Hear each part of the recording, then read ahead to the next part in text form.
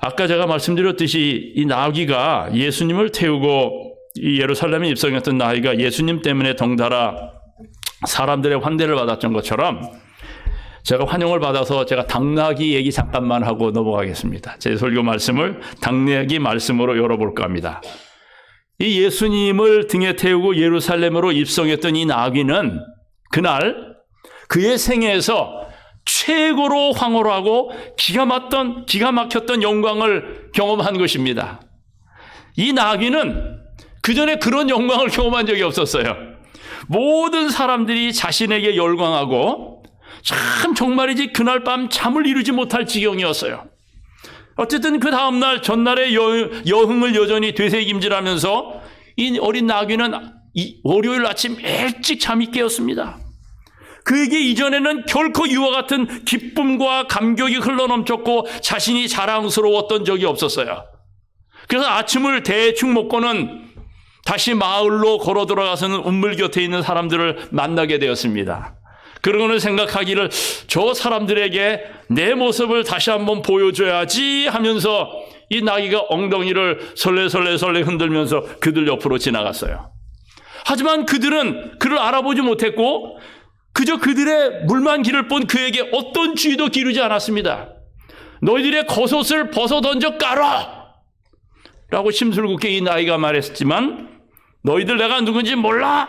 라고 이야기했지만 그 물가에 있었던 사람들은 놀람에 그저 그를 한번 쳐다보았을 뿐 누군가가 그의 꼬리를 냅다 한 대 때리더니 저리 가라고 소리치는 것이었습니다.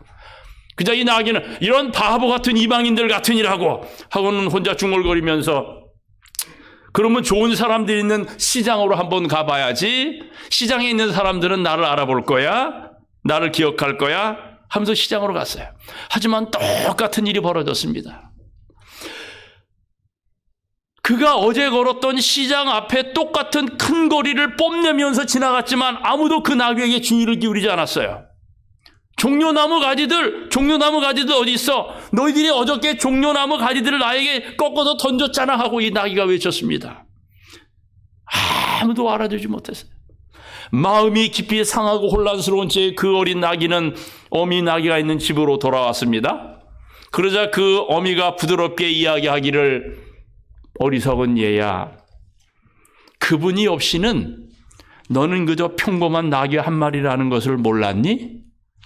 그분이 없이는 너는 그저 평범한 당나귀 새끼 한 마리라는 것을 말이야. 예수님이 우리에게 없으면 우리는 뭐가 됩니까? 그저 아무것도 아닙니다, 여러분.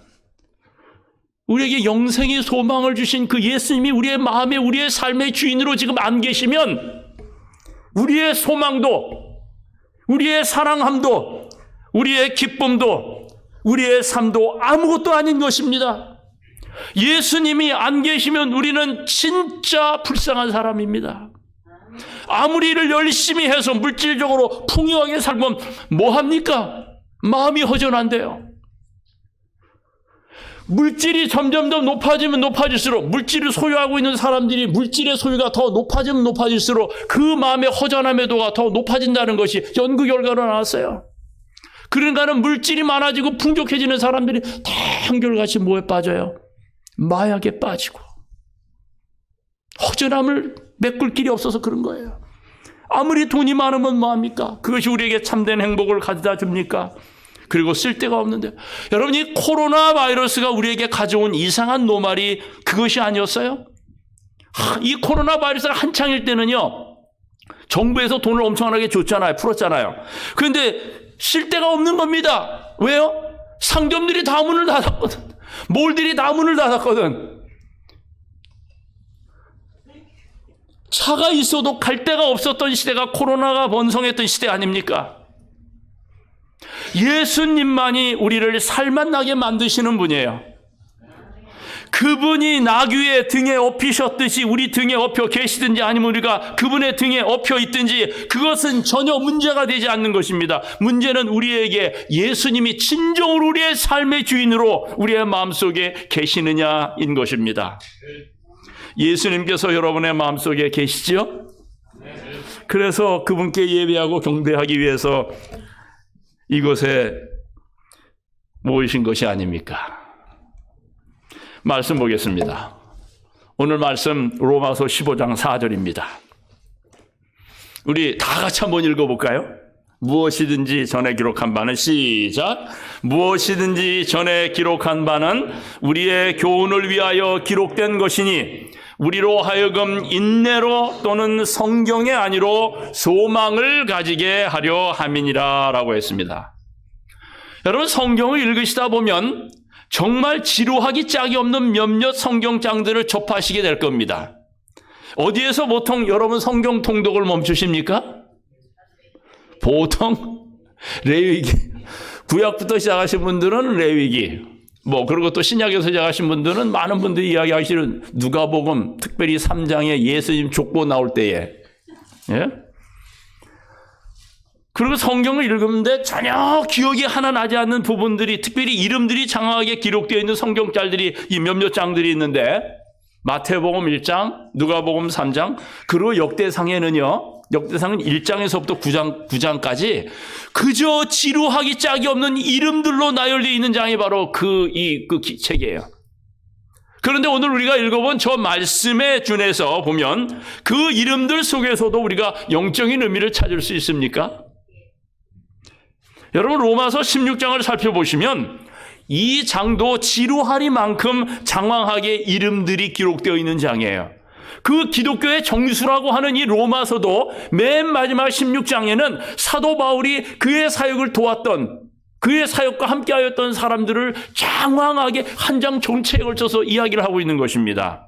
오늘 우리가 시간이 없어서 다 읽지는 않지만 혹시 오늘 댁에 가셔서 꼭 로마서 16장을 읽어주시기를 바랍니다. 여러분, 로마서 16장에는 30여 명, 더 정확하게 말하면 35명의 이름들이 언급되어 나옵니다.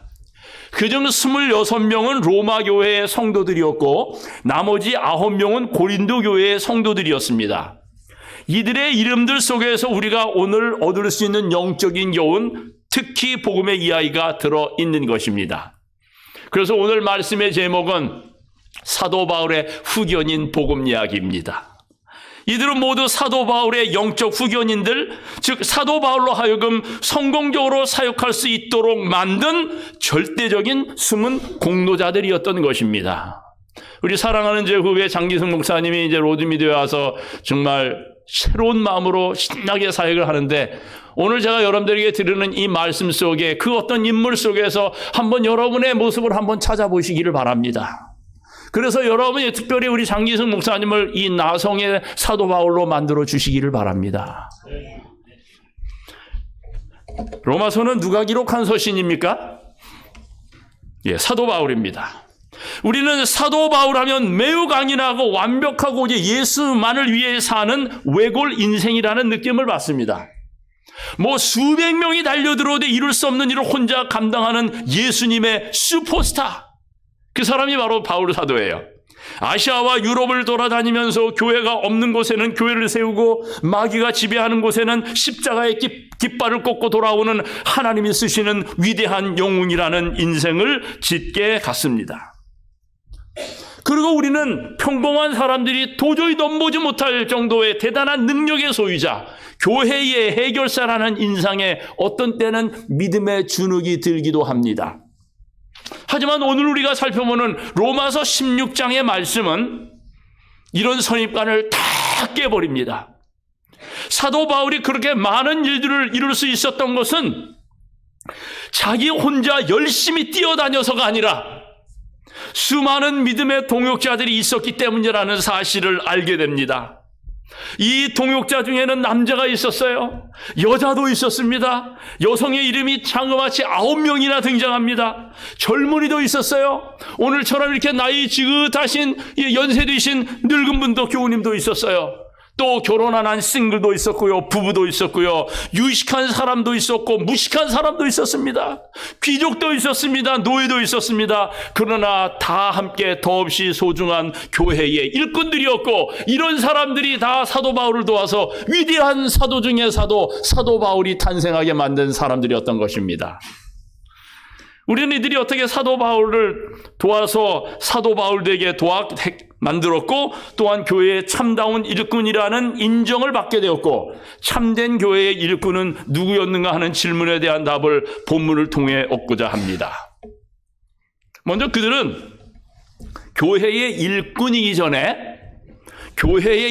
전에 주님의 일꾼이었어요. 본문에서 가장 빈번하게 등장하는 단어 중에 하나가 있다면 그것은 그리스도 안에서라는 단어입니다. 그리스도 안에서. 16장을 한번 여러분 주의 깊게 로마서 16장을 읽어보시면 제일 많이 등장하는 단어가 그리스도 안에서라는 단어입니다. 여러분 3절을 보시기 바랍니다. 너무 글자가 작아서 안 보이실지 몰라요. 3절을 보시면 너희가 그리스도 예수 안에서 나의 동역자인 브리스가와 아굴라에게 문안하라. 7절의 마지막 부분에도 먼저 그리스도 안에서 있는 자라는 말씀이 나오고, 8절에서도 주 안에서 내 사랑하는 암블리아, 그 다음에 9절에도 그리스도 안에서, 10절에도 그리스도 안에서 인정함을 받은 아벨레를 말씀하고, 11절 마지막 부분에서도 주 안에 있는 자들에게 문안하라. 계속적으로 12절, 13절에서도 그리스도 안에서, 주 안에서, 이 단어가 얼마나 많이 강조되고 있는지 몰라요. 여러분, 그리스도 안에서라는 이 단어는 바울 신학, 즉 바울의 신앙의 고백의 핵심이라고 할 수 있습니다. 그러면 그리스도 안에 있는 사람이란 말은 어떤 의미를 갖는 말입니까? 첫 번째로 우선 그들은 개인적으로 그리스도를 만난 사람들이에요. 개인적으로 그리스도를 체험한 사람들인 것입니다. 둘째로 그들은 그리스도 안에 계속 거하고 있는 사람이에요.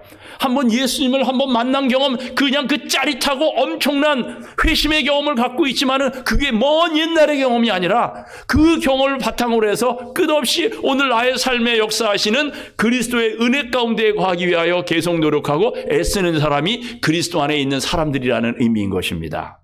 세 번째, 그리스도를 증거하고 있는 사람을 말합니다. 이런 내용들이 그리스도 안에 있는 사람을 말할 때 포함되어야 할 내용들입니다. 요즘 우리 자녀들에게 가장 큰 도전은 1번입니다. 1번.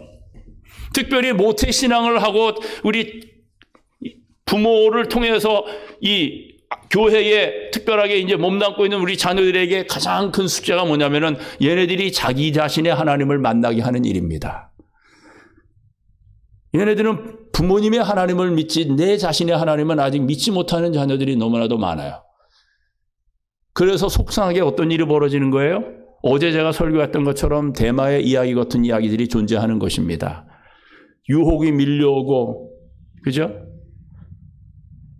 밖에 나가서 사회생활을 하다 보면은 그 유혹을 감당하지 못해서 세상화되어가는 우리 아이들은 대부분이 다 먼저 예수님을 개인적으로 만난 체험이 없는 아이들. 그리고 이 아이들은 정말 내가 좋아서 내가 해야 되기 때문에가 아니라 그렇게 요구되기 때문에 그냥 문화적인 culturally adventist가 된 사람들이에요.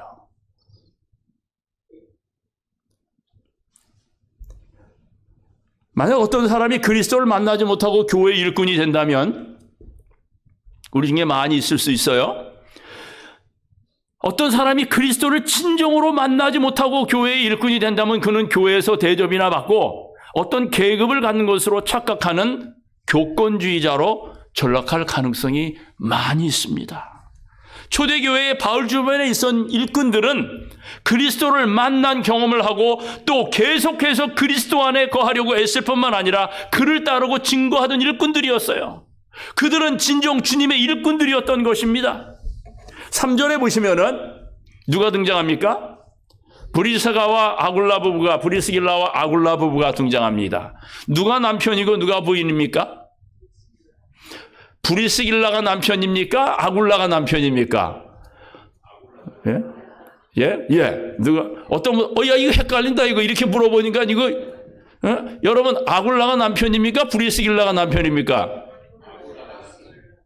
근데 이름이 누구 이름부터 나와요? 브리스길라, 이 부인 이름이 브리스가, 이 사도행전에서 브리스길라라고도 하는 똑같은 이름이에요. 근데 여기 보니까는 누가 먼저 나오냐면은 브리스가, 이 아내 이름이 먼저 나와요. 근데 이 유대인 배경에 있어서는 아내 이름이 이 남편 이름보다 먼저 나오는 케이스가 거의 드뭅니다. 근데 여기 보니까는 부인의 이름이 먼저 나오는 거 보면 이 브리스길라와 아굴라는 특별히 부인의 신앙이 남편의 신앙보다 더 좋았던 것으로 알려지고 있습니다. 그런 부부가 우리들 가운데 많이 있죠? 때때로 있습니다. 이들 부부가 어떻게 주님의 일꾼이 되었을까요? 이런 거 살펴보는 거 너무나도 재밌는 이야기예요. 그래서 저는 역사를 공부했거든요. 하다가 세미나리 공부하고 그러고는 이제 집사람이 아직 공부를 하고 있었기 때문에 공부를 좀 더 해야 되겠다 해가지고는 이제 PhD 공부를 들어가는데 제가 교회사를 공부했어요. 그래서 그 이야기를 좋아하고 역사를 좋아해서 그래서 제가 요 뒷얘기 캐는 거 좋아하기 때문에 오늘 설교도 여러분이 재미나는 이야기 들으실 거예요. 이런 뒷이야기가 있구나라고 생각하실 정도로 그런 얘기들이 있습니다. 근데 여러분 이 브리스길라와 이 아굴라가 어떻게 예수님을 믿게 됐느냐면 사도행전 18장 2절을 보시면 로마의 황제 글라디우스가 로마에서 폭동과 소요에 시달려 그 장본이었던 유대인들을 갖다가 로마에서 다 쫓아내는 일을 하게 됩니다. 그게 사도행전 18장 2절에 기록되어 나오는데 이 글라우디오 황제 시절에 유대인들은 로마를 다 떠나라라는 추방 명령을 받게 됩니다. 그게 성경에도 기록되어 나온 거예요. 이래서 이 브리스길라와 아굴라가 로마에서 쫓겨나서 이들이 유대인들이거든요. 그래가지고는 고린도에 와서 그 다음에 고린도에 와서 복음 전하던 바울을 만나게 되고 바울로부터 복음을 듣고 그리스도인이 되었던 것입니다. 그렇다면 로마에서 쫓겨나 했던 불행이 오히려 바울 사도를 만나 복음을 듣고 그리스도인이 되는 계기가 되었을 뿐만 아니라 그때부터 그들은 바울과 더불어 동역하며 그리스도를 증거하는 그리스도의 일꾼이 되는 것입니다. 그래서 우리의 삶에 일어나는 갖가지 부정적이고 안 좋은 사건은 하나님께서 조금 방향만 턴하시면요, 그게 전화위복될 수 있는 엄청나게 많은 일들이 우리의 삶 가운데서도 일어나는 것입니다. IMF가 아니었으면 전혀 예수 그리스도를 만날래야 만날 수 없었던 사람들이 얼마나 많이 있는지 모릅니다. 한국에 다 재산 다 사업 다 망해버리고 IMF 때문에 어떻게 그냥 천신만고 끝에 미국에 와가지고 예수 믿게 된 사람들 이야기 여러분 간증 들어보셨죠? 그런 사람들이 많습니다, 여러분. 이 브리스길라와 아굴라의 삶의 모습이 바로 그런 것입니다. 그리고 또 여러분 이제 7절에 보시면은 이 로마서 16장 7절 보면은 누가 등장하냐면은 안드로니고와 유니아라는 사람이 등장해요. 안드로니고와 유니아라는 사람이 등장하는데 이들은 바울의 친척이었어요. 성경절이 이렇게 이야기합니다. 7절 첫머리에서 바울 사도는 로마서 16장 7절에서 내 친척이요 나와 함께 갇혔던 안드로니고와 유니아에게 문안하라. 저희는 사도에게 유명히 여김을 받고 또한 나보다 먼저 그리스도 안에 있는 자라고 말씀합니다. 여기서 나보다 먼저 그리스도 안에 있는 자라고 한 것을 보면 그들이 바울의 친척인데 바울보다 먼저 예수를 믿은 사람들이었음을 알 수 있습니다. 그런데 교회 야사에 의하면 이들이 스데반을 순교할 때에 거기서 받은 충격으로 예수를 믿게 되었다는 기록이 남아 있습니다. 먼저 예수를 믿고 나서 그들은 자기 가문의 바울을 위하여 기도했을 것입니다. 그리고 보면 바울의 회심의 배후에는 바울이 예수를 믿도록 기도한 친척들이 먼저 있었다는 사실을 추정해 볼 수 있는 것입니다. 그들은 바울 사도를 그리스도 앞으로 인도했고 바울과 더불어 전도했을 뿐만 아니라 7절에 뭐라고 얘기합니까? 나와 함께 갇혔었다라고 말씀하는 것처럼 나중에는 바울의 복음 사역에서 바울이 받는 고난에 동참하는 사람들이 되어서 이 고난을 함께 나누며 그리스도를 증거하는 일꾼된 삶을 살았다는 사실을 알 수가 있는 것입니다. 그 다음에요. 저 성경절이 아닌데, 여러분, 로마서 16장 13절에 보시면은 누가 나옵니까? 주 안에서 택하심을 입은 루포와 그 어머니, 그죠? 주 안에서 택하심을 입은 루포 어머니라는 사람이 거기에 등장하는데, 그죠? 16장 13절에 등장하는데, 우리가 루포는 잘 모릅니다. 그렇지만 루포의 아버지는 유명한 사람이었어요. 누굽니까? 누구예요? 벌써 딱 그림에 벌써 이 힌트 보여드리잖아요. 누구예요? 여러분 마가복음 15장 21절을 보시면은 루포의 아버지가 누구로 나옵니까? 예? 예? 루포의 아비인 구레네 시몬이 시골로서 와서 지나가는데 저희가 그를 억지로 같이 가게 하여 예수의 십자가를 지우고. 루포의 아버지가 누구예요? 구레네 시몬입니다, 여러분. 이 구레네 시몬은 본래 북아프리카 출신으로, 여러분 한번 이 성구사전이나 아니 그 교회 그 사전에 보셔서 구레네가 어디 있나 한번 이렇게 좀 구글해 보셔요. 이 사이린이라고 하는 이 영어로 이 구레네는 지금 북아프리카에 있습니다. 근데 이 구레네 시몬은 북아프리카 출신으로 유대인 배경을 가졌기 때문에 이 구레네 시몬이 유월절 명절을 지키기 위해서 예루살렘에 왔다가 예수님이 골고다에서 처형되기 위해서 가고 있는 광경을 구경하던 중에 재수없이 걸려서 군병들에 의해 억지로 십자가를 지고 골고다의 언덕길을 올랐던 사람이 바로 구레네 시몬이었어요.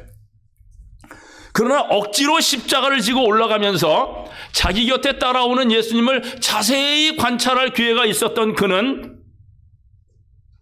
자기가 위하여 지고 가는 저분의 고난이, 그분의 십자가의 죽음이 범상한 죽음이 아니었다는 사실을 깨달았던 것입니다. 그리고 그는 마침내 예수님을 자기의 구주와 주님으로 만나고 믿게 됩니다. 처음에는 억지로 끌려갔던 그였지만 나중에는 자원해서 그리스도인이 되었던 것입니다. 그래서 억지로 교회에 끌려서 나오는 것도 때때로 좋은 일이 있을 수 있어요. 가끔 보면 아내 때문에 억지로 교회에 나오고 계시는 남편 여러분 계시지요. 그러나 그것이 계기가 되어서 주님을 믿게 되는 경우들이 많이 있습니다. 결혼 때문에 억지로 침례를 받아 믿게 되었다가 정말 훌륭한 주님의 일꾼이 되는 사람들이 많이 있습니다. 제가 알기로도 제가 섬겼던 나성중앙교회 어느 장로님도 그 훌륭한 장로님이 처음부터 재림교인이 아니었고 그리스도인이 아니었어요. 근데 이제 사귀면서 이제 결혼 허락을 받으러 갔더니 안식일 교인이 아니면 안 된다 그래가지고 어떻게 하면 안식일 교인 됩니까? 그래가지고는 침례를 받아야 된다 그러니까는 성경도 모르고 결혼을 위해서 억지로 침례를 받았어요. 그러다가 결국은 억지로 교회에 끌려 나오기 시작해가지고는 예수님을 만나고 예수님 앞에 헌신해서 아주 훌륭한 장로님으로, 누구라고 말씀하면 여러분 다 아시는 분이에요.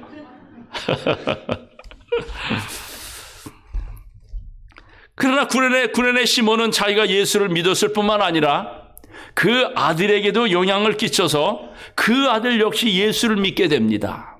또한 그 아내도 훌륭했던 것 같아요. 뭐라고 얘기를 하느냐면은, 예? 성경절이 좀 빠져 있어요. 로마서 16장 13절을 여러분이 혹시 보시면은 거기에 뭐라고 나오냐면은 주 안에서 택하심을 입은 루포와 그 어머니에게 문안하라.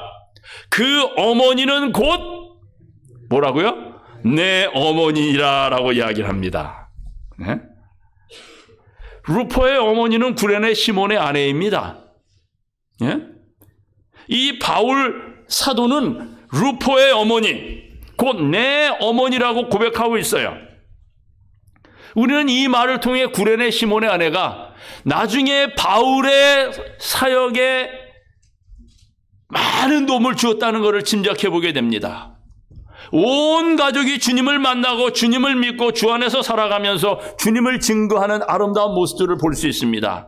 주 안에 있었던 사람들, 그들은 주님의 일꾼들이었고 사도 바울을 위대한 인물로 만드는데 성령과 동행한 사람들인 것입니다. 제가 설교 말씀을 준비하면서 로마서 16장처럼 많이 걸린 시간도 없었지만은 이 장처럼 감동적인 이야기를 많이 접한 장도 드뭅니다.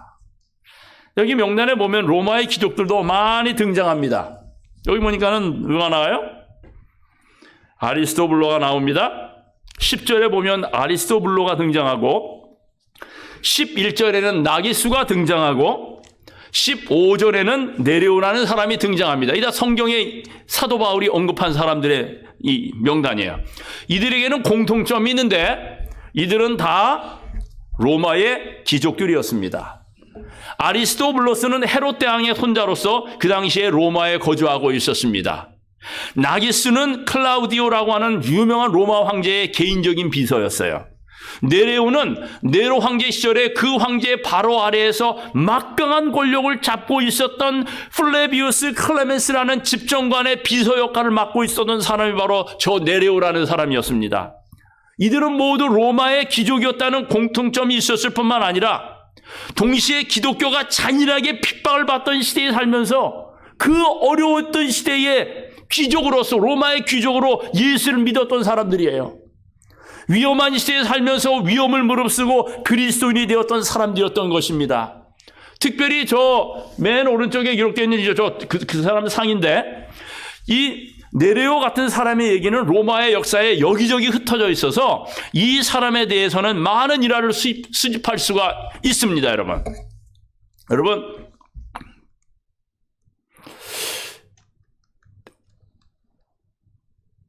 몇 개가 이 스크린이 좀 빠져 있는 것 같아요. 죄송합니다. AD 95년에 로마에서 한 사건이 발생합니다. 그것은 로마의 막강한 권력을 잡고 있었던 사람들 중에 그리스도인들이 있었다는 사실이 발표된 것입니다.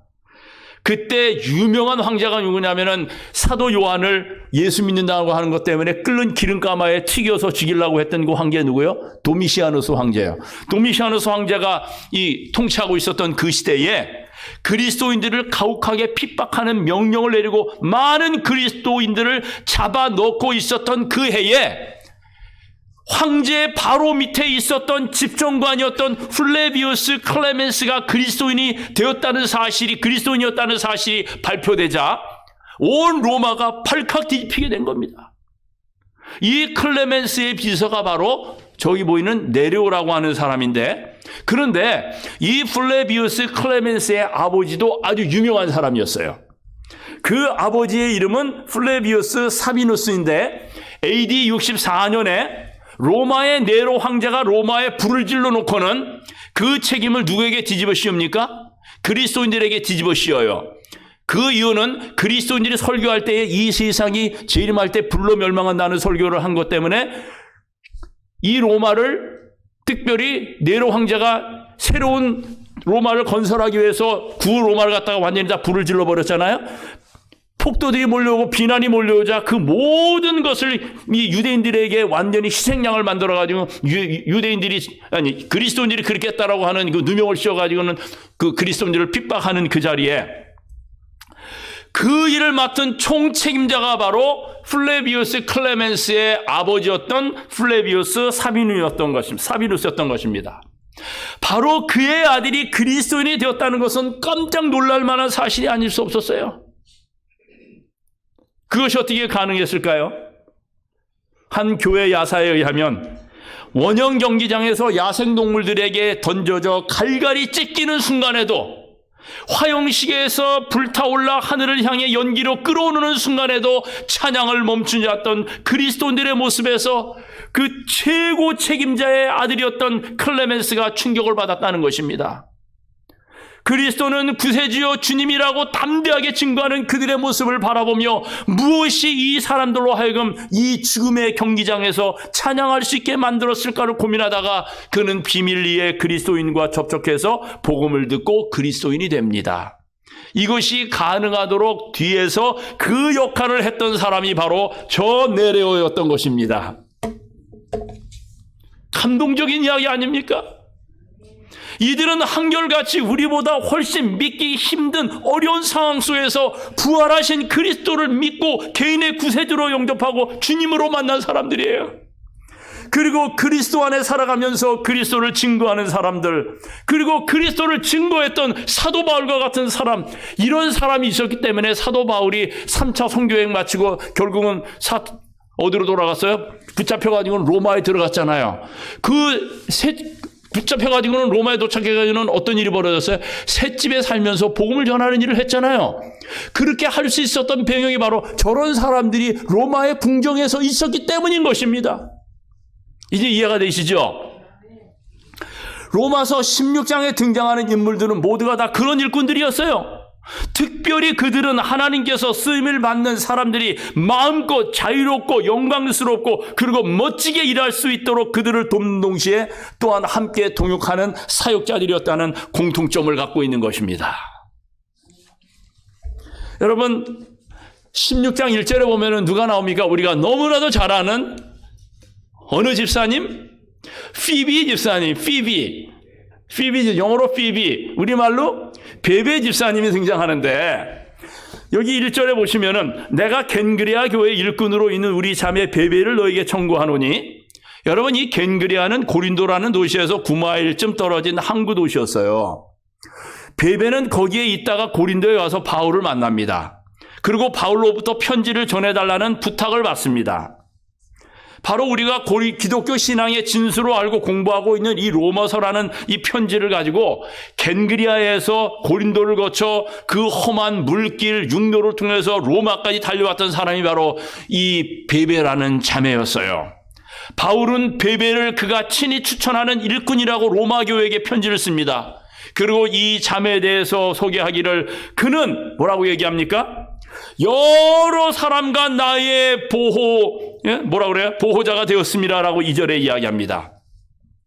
그녀는 편지를 전달하는 일을 가벼운 일이라고 생각하지 않았고 그것을 특권처럼 생각하고 영광스럽게 생각했어요. 이런 사람들을 통해서 바울의 사역은, 하나님의 위대한 사역은 영광스럽게 1세기에 펼쳐져 갔던 것입니다. 여러분 피비 집사님, 베베 집사님 아니면은 우리가 가지고 있었던 것이 기독교의 신학의 정수인 이 로마서를 보지 못할 수도 있어요. 이 베베 집사님이 그 험악한 겐그라에서 고린도에서 로마까지 가는 그 험악한 길을 통해서 가다가 만약에 도적이라도 만나가지고 아니면 어떤 이유든지 만약에 그 양피로 된 그 성경, 여러분 우리는 요 성경책 하나면은 성경 전체 66권뿐만 아니라 여기에 요즘에 찬미가까지 기록해가지고 딱 들지만은 사도 바울 당시에 성경을 기록할 때의 성경은 어디에 기록했는지 아시죠? 어디에 기록했습니까?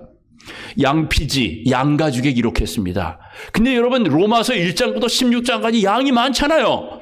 그러니 1장에서부터 16까지 되는 그 방대한 그 이 성경책을 양피지에 기록한 그 여러 양가죽이 얼마나 무거운지 여러분 아시잖아요. 그 16장에는 로마서 그 이 편지를 가지고 이 여인의 몸으로 고린도에서 로마까지 그거를 전달했다고 하는 이야기는 그 쉬운 일이었겠습니까, 여러분? 그러나 그거를 마다하지 아니하고 그 무거운 것을 마다하지 아니하고 여인의 몸으로 소명으로 생각하고 순종하는 마음으로 갔던 이 피비 집사 같은 사람이 있었기 때문에 기독교는요 유럽을 정복할 수가 있었던 것입니다. 사도 바울의 사역이 사도 바울 사역다울 수가 있었던 이유가 바로 거기에 있는 것입니다. 순종하는 위대한 여인에게 복이 있을지어다. 예? 또 누가 나옵니까? 조금 전에 살펴봤지만 브리스가와 아굴라, 여러분 이들은 로마에서 쫓겨와서 고린도에 와서 바울을 만나 사역하게 됐다고 그랬죠. 그리고 바로 고린도 교회의 중요한 역할을 했던 자리가 바로 브리스가와 아굴라의 집이었다는 사실을 잊지 말아야 합니다. 여러분 5절에 보시면 또 저희 교회에게도 문안하라라고 말씀하고 있어요. 저 교회에게. 그들은 자신들의 집을 교회 앞에 개방한 것입니다. 여러분 그 당시의 교회는 이런 교회가 아니었어요. 가정교회였습니다. 브리스가와 이 아굴라는 여기에 가정을 오픈했어요. 교회로. 여러분 집을 개방한다는 것은 쉬운 일이 아닙니다. 헌신이 없으면 자기 집을 열지 못합니다. 그 다음에 바울이 고린도에서 에베소로 가니까 같이 에베소로 갑니다. 이 브리스길라와 아굴라 부부가요. 브리스길라와 아굴라는 에베소에서도 자기의 집을 개방을 합니다. 에베소 교회에서도 중요한 역할을 하던 곳이 바로 그들의 집이었어요. 그리고 바울이 로마로 가니까 다시 로마로 갑니다. 아니 바울이 도착하기 전에 이미 먼저 로마에 가 있었어요. 그리고 바울은 이렇게 편지를 쓰고 있습니다. 3절에 그 말씀이 나와 있어요. 너희가 그리스도 예수 안에서 나의 동역자들인 브리스가와 아굴라에게 문안하라. 저희는 내 목숨을 인하여 자기의 목이라도 내어놓았나니, 바울이 이야기하기를 내 목숨을 위하여 자기의 목이라도 내어놓았나니 나뿐 아니라 이방인 모든 교회도 저희에게 감사하느니라. 야, 이런 교우님들이 있으면 이 목회할 만하겠어요, 안 하겠어요? 예? 여러분, 그들은 바울이 에베소에서 이방신을 섬기는 사람들에 의해서 목숨의 위협을 받을 뻔한 그런 일이 있었잖아요. 그죠? 사도행전 읽어보시면 바울을 보호하는 역할을 한 사람들이 바로 브리스길라와 아굴라 부부였어요. 바울은 얼마나 행복한 동역자들을 갖고 있었는지 모릅니다. 갈라디아 4장 5절에 보면 말입니다. 저기 보이잖아요. 뭐라고 이야기하냐면 갈라디아 성도들을 향하여 바울은 저희는 눈이라도 빼어줄 정도로 나를 사랑했다라고 말하고 있어요. 이런 사랑의 동역의 역사가 바울 사도와 더불어 1세기, 2세기를 복음화하는 위대한 힘이 될 수 있었던 것을 우리가 보게 되는 것입니다. 그러면 누가 나와요, 여러분? 22절에 보시면 더디오라는 재미나는 사람이 등장합니다. 누구예요?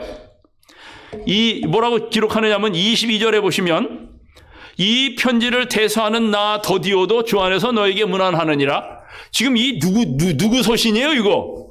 바울 서신이잖아요. 근데 지금 누구를 쓰고 있는 거예요?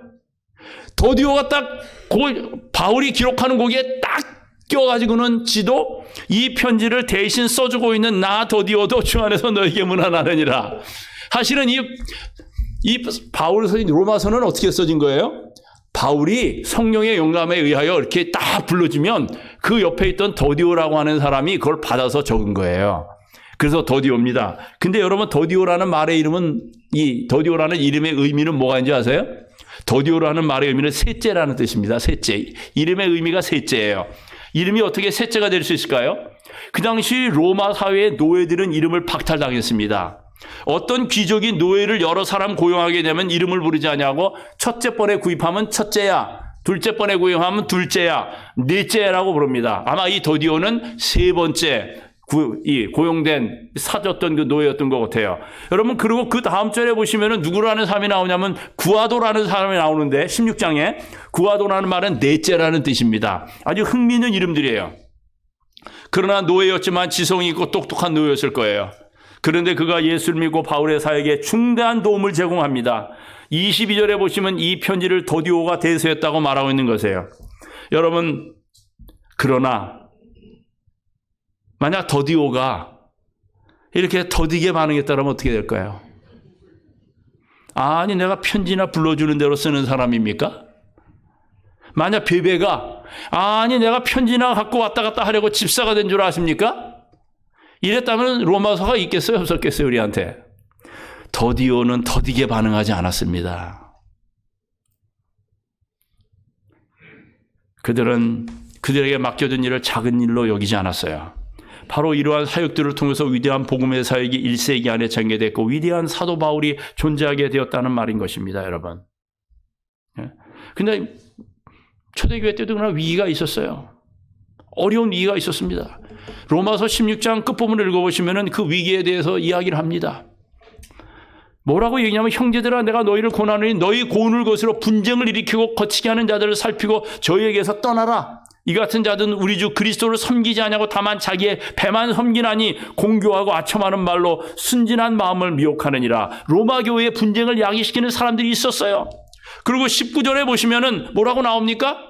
너의 모든 순종함이 모든 사람에게 들리느니라. 그러므로 내가 너희를 위하여 기뻐하노니 너희가 선한 데 지혜롭고 악한 데 밀어나기를 원하노라고 말씀하고 있어요. 분쟁을 일으키는 사람들이 있긴 했지만 대다수의 성도들은 견고하게 서 있었던 것입니다. 그리고 바울은 중요하고도 예언적인 권고를 그 다음 절에서 말씀하고 계시는데 뭐라고 이야기합니까?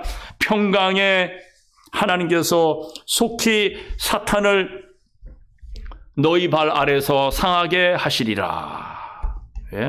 왜 평강의 하나님을 강조합니까? 평강의 하나님의 반대는 분쟁의 신이기 때문에 그래요. 그 분쟁의 신은 바로 사탄인 것입니다. 사람이 대적이 아닙니다. 사람이 사탄의 도구가 되는 것이 문제인 것입니다. 여러분, 이 사탄, 대적하는 자라는 말이에요. 영어로는 devil, 헬라어로는 디아블로스입니다. 여러분, 이 디아라는 말은 디아, between이라는 뜻이고 이 블로스라는 이 헬라어는 throw, 던지다라는 뜻입니다. 이게 디아블로스라고 하는 마귀의 의미는 그래서 자꾸 그 원래 의미는 자꾸 던지는 거, 던져가지고 사람들의 사이를 내는 겁니다. 이간질을 내는 거예요. 그래가지고 분열을 시키는 것입니다. 특별히 창세기 3장에 뱀이 한 일이 바로 그거고, 역사를 통하여 이 사탄이 하는 일은 다 사람을 하나님과 갈라놓는 일을 하는 것입니다. 하나님과 사람을 갈라놓고 사람과 사람 사이를 갈라놓는 것입니다. 말로 그렇게 하는 것입니다. 지금도 사탄의 영이 역사합니까? 역사합니다. 자꾸 쓸데없는 말을 집어 던지는 겁니다. 갈라놓으려고. 똑같아요. 지금 하는 일이나. 사이나 가운데로 던져놓어 분열시다라고 하는 말의 의미가 저 디아블로스라고 하는 저 데빌, 영어로 사탄, 마귀의 이름의 의미인 것입니다. 이런 마귀의 도구가 우리는 되지 말아야 돼요. 그래서 주님께서 바울 사도를 통하여 평강의 하나님을 강조한 것입니다. 예? 여러분, 우리가 한평생 이제 말씀을 제가 이제 정리를 하겠습니다.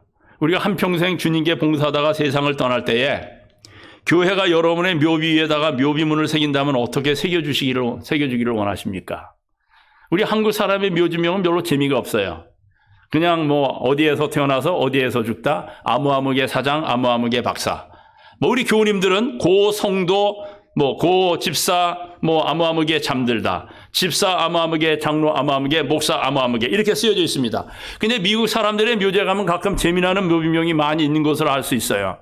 누가 썼는지는 기억이 잘 나지 않지만 이런 비문이 있습니다. 부지런한 내 딸 여기 잠들다, 부활의 때도 제일 먼저 일어날 것이다. 그리고 또 제가 직접 본 것은 아니지만 어떤 분이 모시고 이런 재미있는 비문을 말씀해 주신 분이 있어요. 참 말 많던 내 안에 드디어 입을 다물다. 근데 이런 비문도 있대요. 일어나서 인사 못 드려 죄송합니다.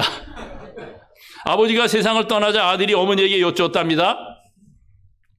뭐라고 그러냐면, 어머니 뭐라고 비문을 쓸까요? 그랬더니 어머니는 나 너를 기다린다라고 아버지 비문에 쓰라고 했대요. 그래서 어머니가 세상을 떠나게 되자 아들이 또 물었어요. 이제 어머니가 세상을 떠나시면 비문을 어떻게 쓸까요? 라고 하자, 예, 지금 옵니다 라고 쓰라고 했답니다. 예? 그리고 이런 비문이 있어요, 여러분. 이 미국에 있는 이 비문인데, 저 비문 뭐예요?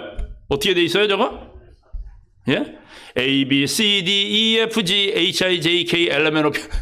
저게 비문입니다, 저거. 얼마나 코믹한지 몰라요. 그리고 또 어떤 비문이 있는지 아세요? 뭐라고 돼 있어요? 잘 놀다 갑니다. 그 비문이에요. 그리고 또 하나 비문은 한국 사람이 쓴 건데, 왔니? 고맙다. 사랑한다. 행복해라. 여러분, 한평생 주님 섬기다가 가실 여러분의 무덤에 어떤 비문이 새겨지길 바라십니까? 저는 이런 비문이 새겨졌으면 좋겠어요. 로마서 16장 10절에 그리스도 안에서 인정함을 받은 아벨레에게 문화라는 말씀이 나오죠. 우리가 아벨레에 대해서는 아는 것이 별로 없지만 너무 아름다운 한마디 선언을 보시기 바랍니다. 여러분의 무덤 위에 그렇게 새길 수가 있으면 얼마나 좋을까요? 여러분이 원해서가 아니라 교회가 객관적으로 여러분의 수고와 봉사를 평가하면서 마지막에 그리스도 안에서 인정함을 받은 임미호 여기에 잠들다. 여러분, 우리에게 제일 필요한 것이 주님께 인정받는 거 아닙니까? 이 세상에 아무리 큰 인정을 받는다 할지라도 주님께 인정받지 못하면 그게 뭡니까, 여러분? 네? 여러분, 오늘 며칠 안 되긴 하지만 기도주일이 마치는 안식일이에요. 1년 동안 힘들고 어려웠던 시간을 주님 안에서 정리하는 시간이십니다. 주님께서는 새로운 또 한 해를 우리에게 주실 것입니다. 다음 해가 다가고 또 내년에 기도주일이 되면 어떤 찬양과 어떤 기도로 한 해를 마감하시게 되겠습니까? 그리고 그 해가 다가해 갔을 때, 아니 우리의 일평생의 봉사가 끝났을 때 교회가 여러분에 대하여 어떤 기록을 할까요? 여러분, 오늘 로마서 16장의 말씀은 사도 바울에 의해서 기록된 것이기는 하지만은 역사하신 분은 성령이셨어요. 그러므로 이것은 하나님 자신께서 인정하신 것입니다. 저와 여러분의 생애가 끝났을 때 주 앞에서 이런 인정과 칭찬을 받는 봉사자들이 되셨으면 좋겠어요. 사도 바울 되게 한 것은 혼자 힘으로 이루어진 것이 결코 아니었음을 우리는 오늘 말씀을 통하여 살펴보았어요. 성령께 쓰임을 받는 동역자들이 바울 사도를 격려하고 돕고 또한 함께 동역한 결과로 그 유명한 사도 바울이 존재하게 되었다는 것입니다. 이처럼 로즈미드 교회에서 열심히 사역하고 계시는 담임 목사님, 장 목사님의 주변에도 여러분과 같이 주님 안에서 거하시는 신실한 교우님들을 허락하신 데에는 모두 하나님의 특별한 뜻이 있는 것입니다. 사도 바울의 주변에서 끊임없이 사도를 도와 온 유럽을 복음화시킨 초대 교회와 같이 로즈미드 교회도 그렇게 되었으면 좋겠습니다. 장 목사님의 사역의 성패는 여러분 모두에게 달려있음을 기억해 주시기를 바랍니다. 능력 많으신 주님께서 로즈미드 교회에 큰 부흥을 허락하시기를 기도드리면서 혹시라도 우리 때에 주님께서 오심을 연기하셔서 우리가 무덤에 들어가게 된다면 그리스도에게 인정함을 받은 다음 묘지에는 뭐라고 쓰여지기를 소망하냐면 그리스도 안에서 인정함을 받은 로즈미드 아무개 교역이 잠들다 라는 비문이 우리 모두의 비문에 쓰여지게 되기를 간절히 소망하면서 오늘 말씀을 마치도록 하겠습니다. 감사합니다.